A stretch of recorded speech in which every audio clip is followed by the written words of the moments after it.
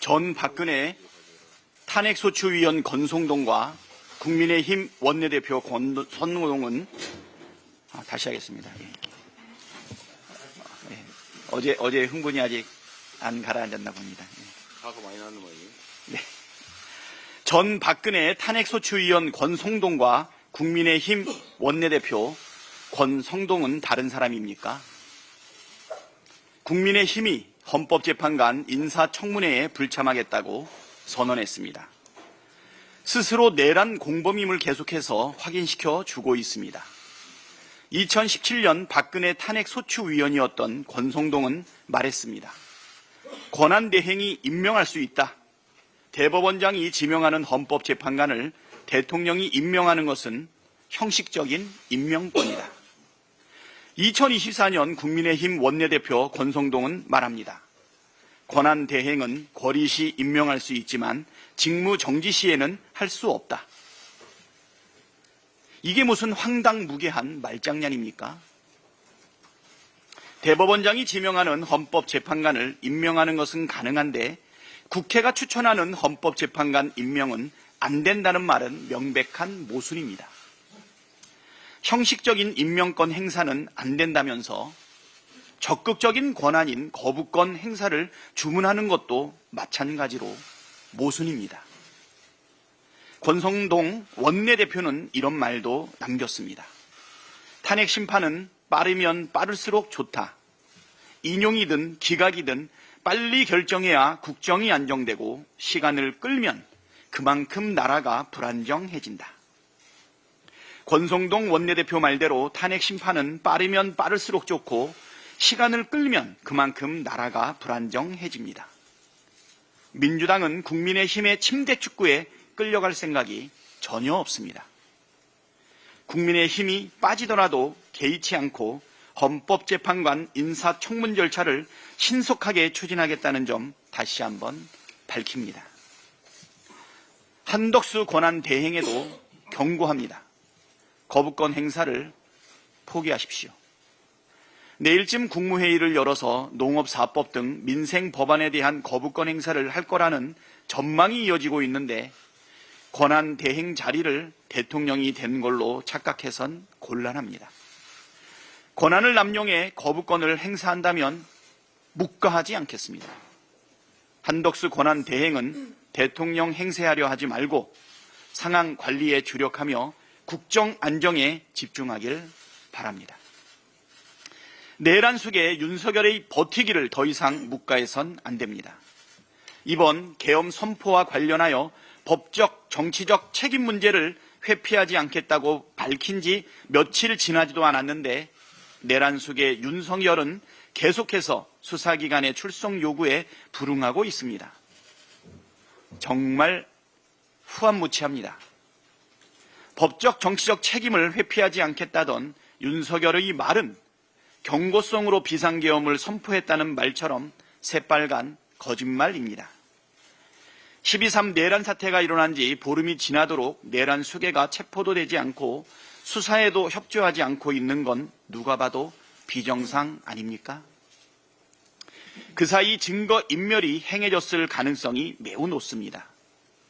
계속 버틴다면 강제로라도 체포해야 합니다. 대통령실과 경호처도 내란 공범이 아니라면 내란 수사와 내란 수괴 체포에 적극 협조하길 촉구합니다.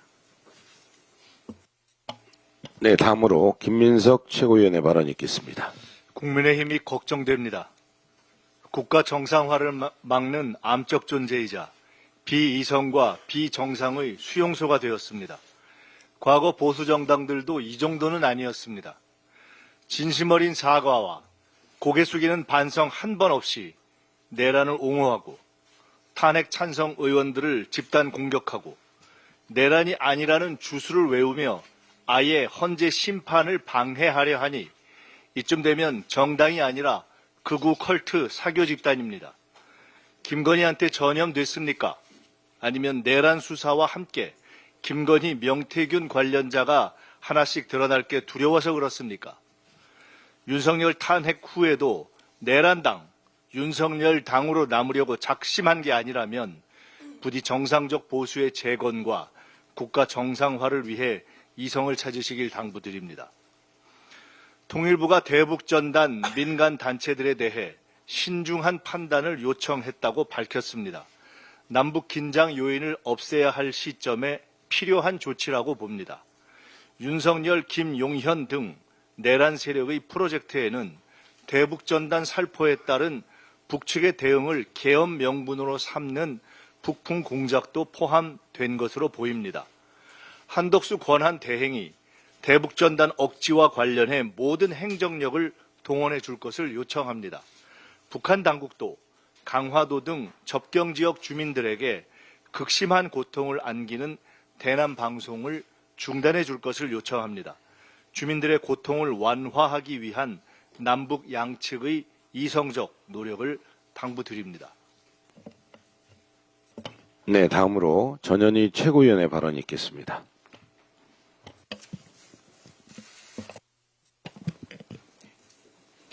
내란 속의 윤석열은 비상계엄 선포가 통치행위다라고 주장을 하면서 최후의 발악을 하고 있습니다.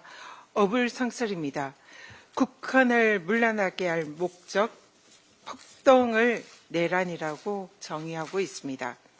12.12 군사 반란 관련해서 법원은 국회의사당을 병력으로 봉쇄하고 국회의원들의 출입을 금지한 것은 국헌문란이다라고 판시했습니다.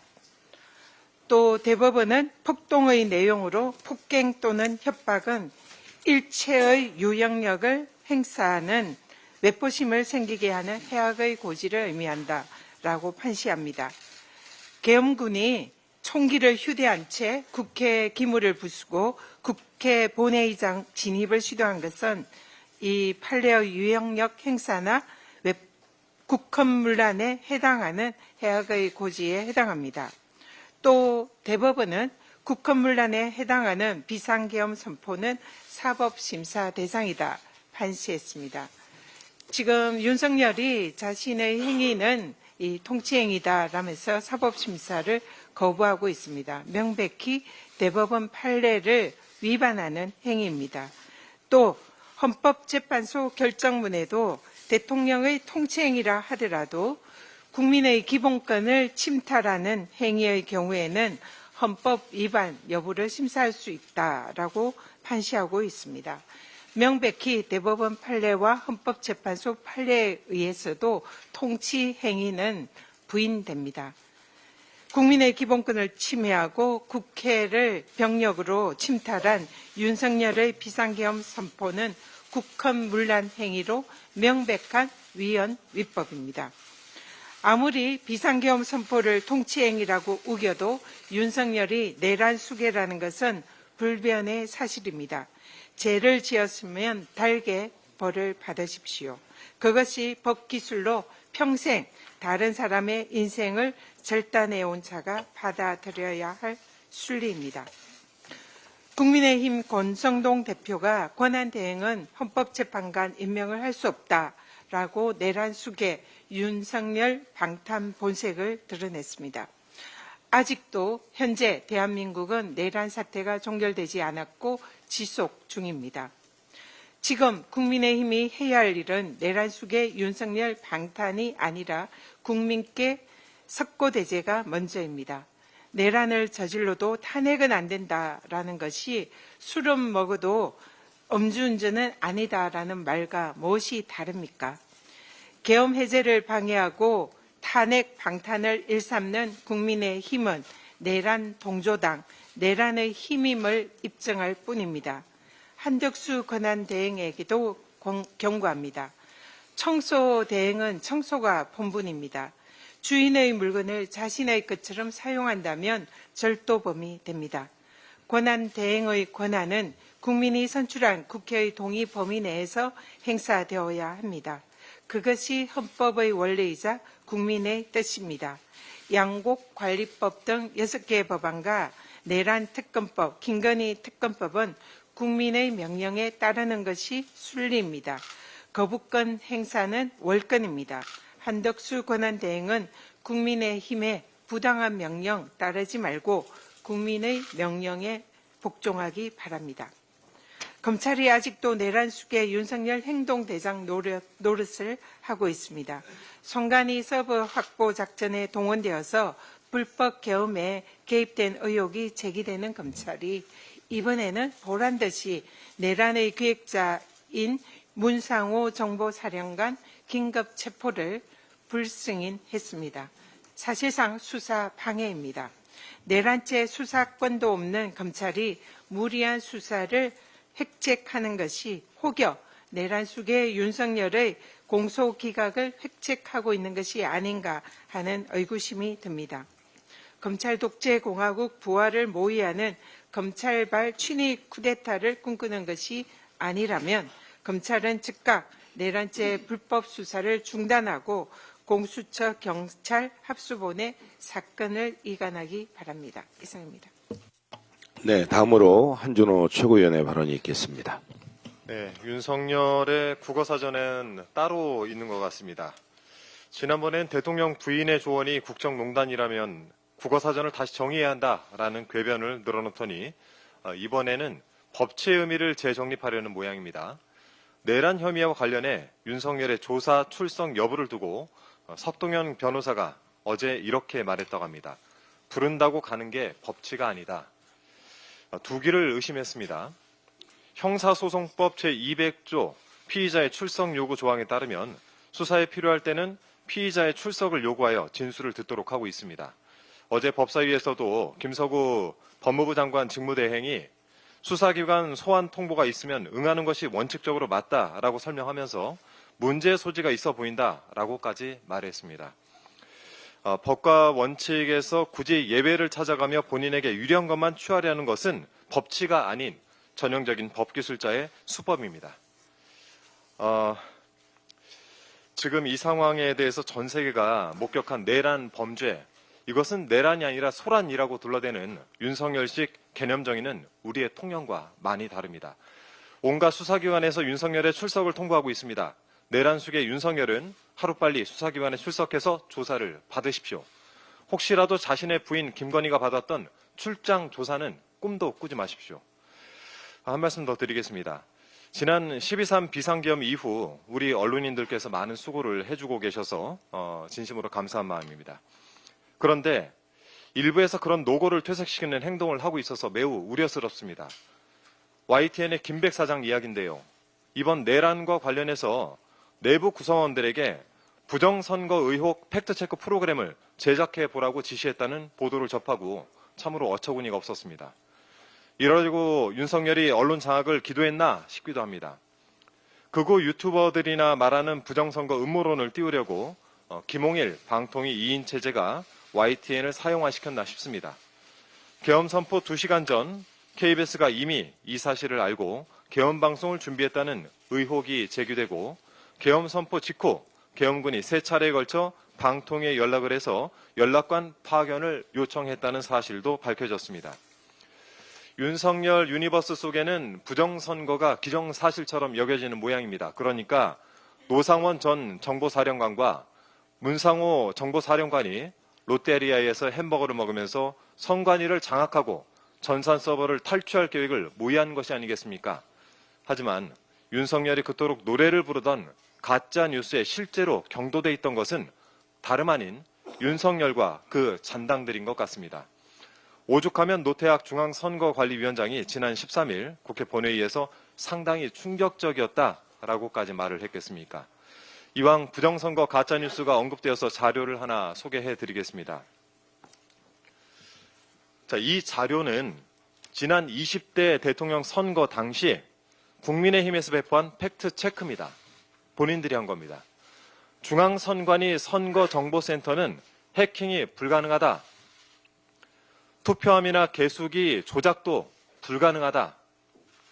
사전투표함 바꿔치기도 불가능하다라면서 걱정하지 말고 사전투표해달라고 호소를 했던 것은 윤석열과 국민의힘이었습니다. 선거를 주관하는 선관위는 똑같은데 윤석열 본인이 승리한 선거는 공정선거고 국민의힘이 대표한 총선은 부정선거라고 우기면 누가 믿어주겠습니까? 이런 집단적인 망상이 가짜뉴스로 확산되는 것은 신속하게 막아야겠습니다. 공영방송 정상화를 비롯한 언론개혁 과제 추진에 속도를 더 붙여보겠다는 말씀 덧붙입니다. 이상입니다. 네, 다음으로 김병주 최고위원의 발언이 있겠습니다.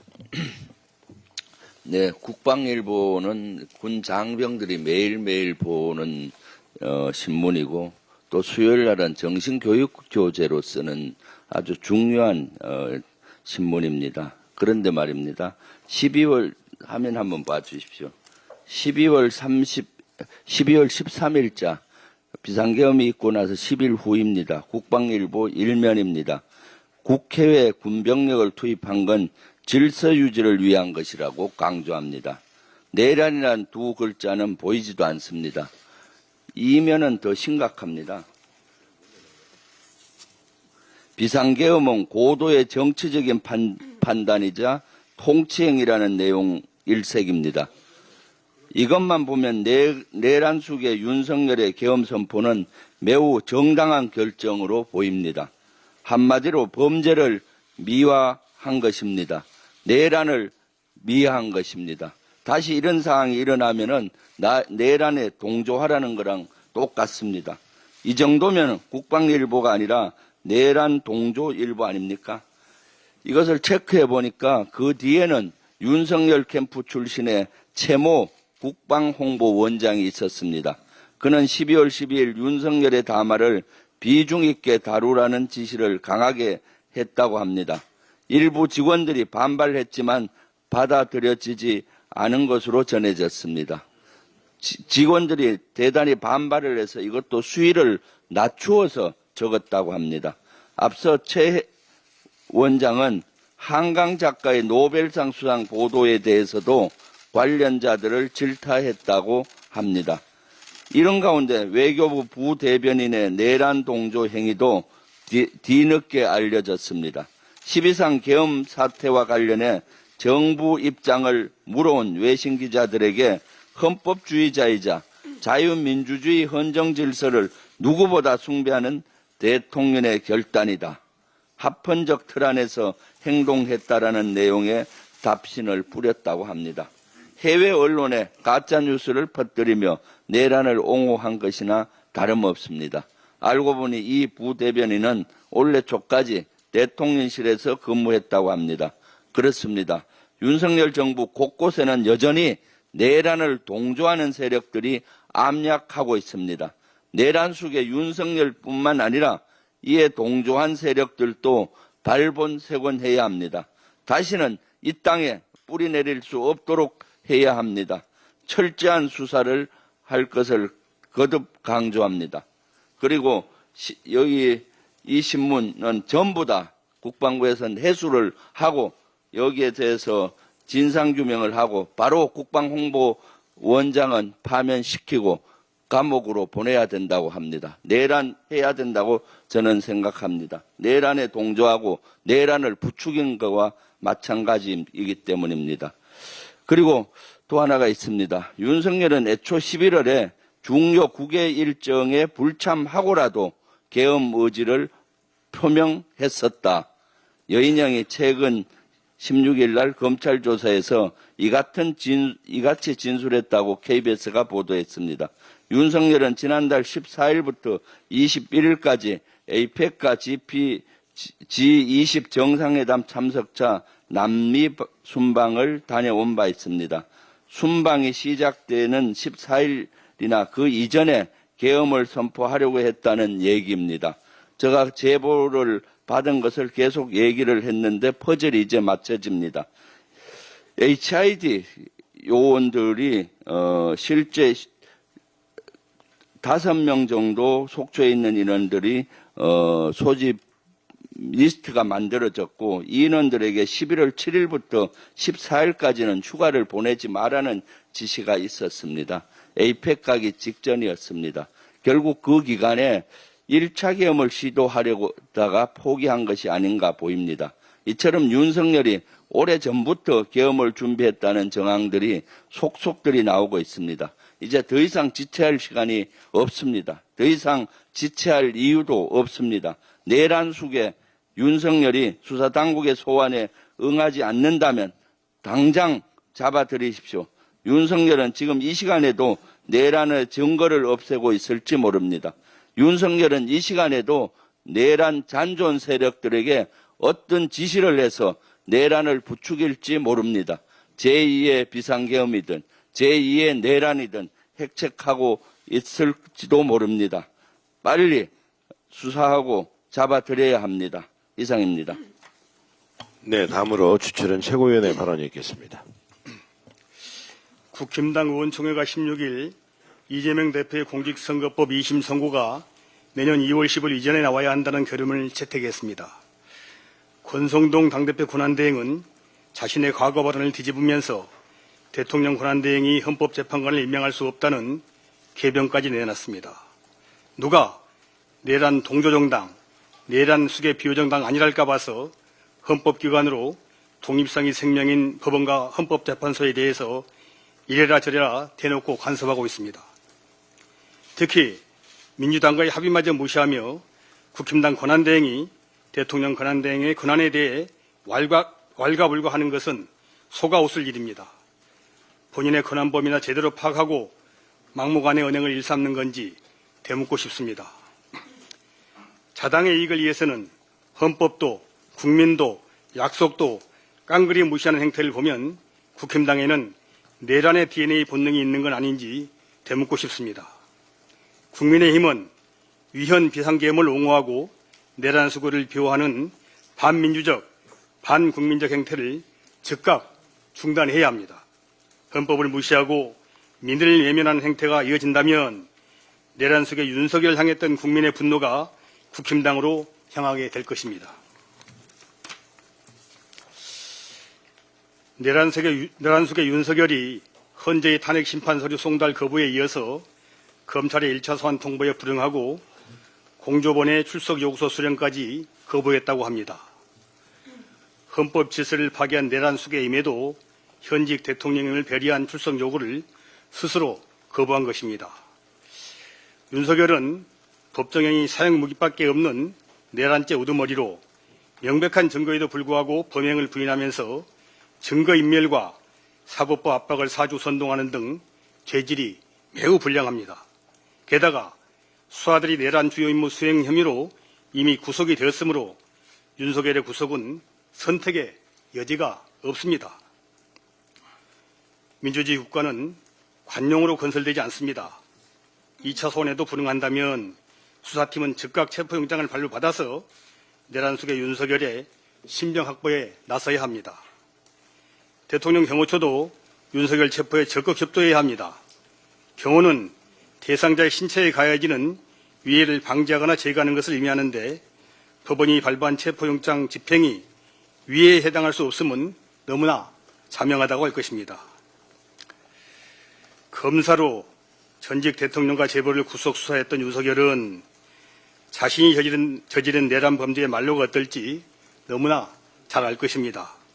구차한 모습 보이면서 끝까지 나라와 국민에게 피해를 끼칠 것이 아니라 자신이 모든 책임을 질 테니 수하들을 선처해달라고 무릎 꿇는 것만이 일말의 동정이라도 받을 마지막 기회라는 점을 진심으로 충고합니다. 네, 다음으로 송순호 최고위원의 발언이 있겠습니다. 예, 동맥경화가 사람의 생명이 위험하듯 돈맥경화는 나라 경제에 위험합니다. 대한민국은 지금 돈이 돌지 않는 심각한 돈맥경화 상태입니다. 정부가 어떤 조치를 해서라도 시장에 돈이 돌도록 해야 합니다. 그래야 돈맥경화를 해결할 수 있고 경제와 민생의 숨통이 트입니다. 12.3 비상계엄에 이은 탄핵 정국으로 국정은 혼란하고 경제와 민생은 막다른 벼랑에 몰렸습니다. 시장 경기는 꽁꽁 얼어붙었습니다.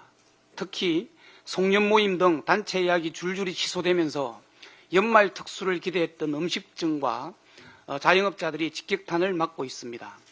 IMF 사태와 코로나 때보다 더 장사가 안 된다고 합니다. 소상공인과 자영업자들은 고사 직전입니다. 무너진 민생경제 국가가 나서 살려야겠지만 이 정부는 그럴 생각도 의지도 없습니다. 우리 더불어민주당이 국민지원금 25만 원 그렇게 하자고 요구하고 입법까지 했지만 거부권을 행사한 무정한 정부입니다.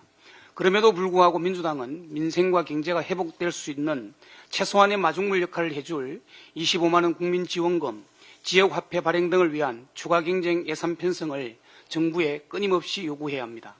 지금은 위기 상황입니다. 정부, 여당, 야당 따질 때가 아닙니다. 모든 정치권이 힘을 합쳐 무너진 민생 경제를 살릴 때입니다. 때를 놓치면 아무리 많은 예산을 쏟아부어도 민생 경제는 되살아나지 않습니다. 국회 탄핵 소추 가결로 극도의 정치적 위험은 일시 해소된 만큼 민생과 경제 회복에 우리 국민들도 힘을 모을 때입니다. 비상계엄과 탄핵 소추 이후 우리 국민의 행동도 심리도 소비도 위축되었습니다. 사업자의 매출은 급감했고 시장은 돈맥 경화에 빠졌습니다. 이럴 땐 정부가 나서 경기 회복과 소비 진작을 위해 재정 확대 정책을 시행해야 합니다. 그런데 정부는 재정 확대를 할 의지도 능력도 없습니다. 국민의 삶에는 무심한 정부이니 우리 삶은 우리 스스로 지키기 위해 서로 연대해야 합니다. 장사가 안 돼 죽겠다는 자영업자의 아우성에 응답하고 행동해야 합니다. 저마다 소비력의 차이가 있겠지만 돈맥 경화 해소를 위해 우리가 할 수 있는 최소한의 행동은 그동안 미루었던 각종 모임과 송년회, 예정했던 여행을 재개하는 것입니다. 골목 상권 활성화 및 재래시장 소비 촉진을 통해 지역 경제가 숨을 쉴 수 있도록 연대의식을 발휘해 주시길 간곡히 당부드립니다. 우리 민주당 경남도당은 일상적 모임을 통한 주민연대의식을 회복하고 소상공인과 지역 경제를 살리기 위한 지역 골목 상권 활성화 및 재래시장 소비 촉진 캠페인을 어제부터 시작하면서 4가지 당원 행동 지침을 공유했습니다. 그 하나가 12.3 비상계엄으로 연기하고 취소했던 지역위원회 읍면동별 정기 모임과 송년 모임을 재개한다. 모임 후 단체 회식을 적극 장려한다. 단 엄중한 시국이니만큼 지나친 음주는 자제한다. 둘째, 생필품 및 송신년 선물 구매 시 온라인 대신 지역의 오프라인 상점을 이용한다. 셋째, 온라인 상점 물건 구매 시 대형마트 대신 재래시장 이용을 권장한다. 넷째, 이상의 지역 골목 상권 활성화 및 재래시장 소비 촉진 캠페인 활동 인증샷을 SNS를 통해 공유 확산한다입니다. 우리 소박한 캠페인이 나비 효과가 되어 대한민국의 골목 상권과 재래시장에 활기를 띠기를 소망합니다. 이상입니다. 네, 마지막으로 이재명 당대표의 발언이 있겠습니다. 네. 오늘은 최고위원들께서 다 하실 말씀을 하셔서 전 발언을 생략하고 회의를 마치겠습니다.